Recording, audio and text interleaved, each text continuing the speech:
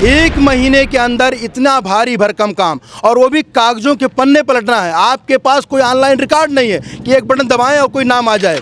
Sir, अभी आप SDM महोदय के पास आए थे एसआईआर को लेकर के, क्या बात हुई, क्या दिक्कतें आ रही हैं?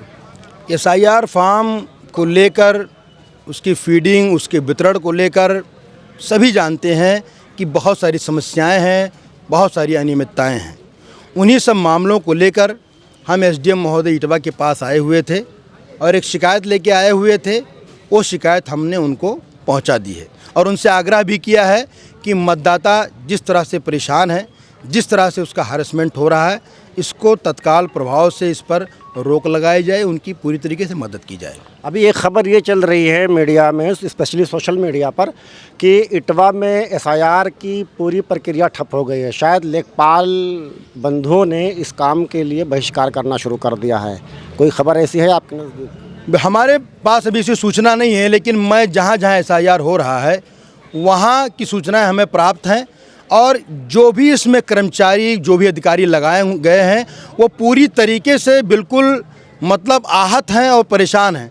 आपने भी सूचनाएं सुनी होंगी, कम से कम हमको लग रहा है 18 बीएलओ जो है, कई लोगों ने आत्महत्या कर ली, कई लोग मर गए, कई लोगों ने सुसाइड कर लिया। आपने बीएलओ के आत्महत्या की बात की। हमारे पड़ोसी जनपद गोंडा में विपिन यादव नाम के एक बीएलओ ने जो खुदकुशी कर ली जहर पी करके, ठीक है। तो यहाँ क्वेश्चन ये बनता कि इसकी अकाउंटेबिलिटी किसकी है, इसकी जिम्मेदारी कौन लेगा? इसकी अकाउंटेबिलिटी चुनाव आयोग की है, ज्ञानेश कुमार जी की है। ज्ञानेश कुमार जी इसके जिम्मेदार हैं। जितने लोगों की मौत हो रही है, आप आनन फानन में कम समय में 1 महीने के अंदर इतना भारी भरकम काम, और वो भी कागजों के पन्ने पलटना है। आपके पास कोई ऑनलाइन रिकॉर्ड नहीं है कि एक बटन दबाएं और कोई नाम आ जाए। आपने जो है स्कैन करके कापियां जो है उसको ऑनलाइन जो है कुछ फीड किया सही गलत, और बाकी उठा के पटक दिया बीएलओ के सर पे। अब वो पलट रहे हैं, हजारों पन्ने पलट रहा है। जो कम पढ़ा लिखा मतदाता है, या जो मान लो जिसके पास कम समय है, वो कैसे अपने नाम को ढूंढे, कैसे एसआईआर फॉर्म भरे, ये ज्ञानेश कुमार जी आके बताएं। मामला ये है कि ये बात ठीक है कि आधी अधूरी नॉलेज या आधी अधूरी तैयारी के साथ इलेक्शन कमीशन ऑफ इंडिया ने यह प्रक्रिया शुरू की। अब इसका समाधान क्या हो सकता है? जैसे आप एसडीएम महोदय से मिले तो आपने कोई सुझाव, कोई सजेशन दिया?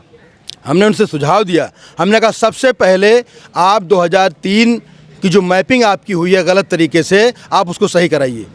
मैं इसके पहले भी मैंने जो है एसडीएम महोदय से कह रखा है, मैंने मतलब ओरली कहा था, लेकिन आज मैंने लिखित रूप से दिया है। चूँकि जब आपका डेटा सही तरीके से फीड नहीं है, तो बीएलओ या आम जो है मतदाता कैसे उसको भरेगा, ये असंभव है, पहली बात। दूसरी बात, हमारा सुझाव ज्ञानेश कुमार जी को है कि इतना कोई अफरा तफरी, आनन फानन, इतना कोई जल्दबाजी नहीं है। ये इतने कम समय में आप इतनी बड़ी प्रक्रिया नहीं पूर्ण करा सकते हैं। इसमें समय और मिलना चाहिए, और इसको और सही तरीके से आप पूरी तैयारी करके मैदान में आइए। जनता तैयार है, लेकिन सबसे पहले आप अपनी तैयारी सही कर लीजिए।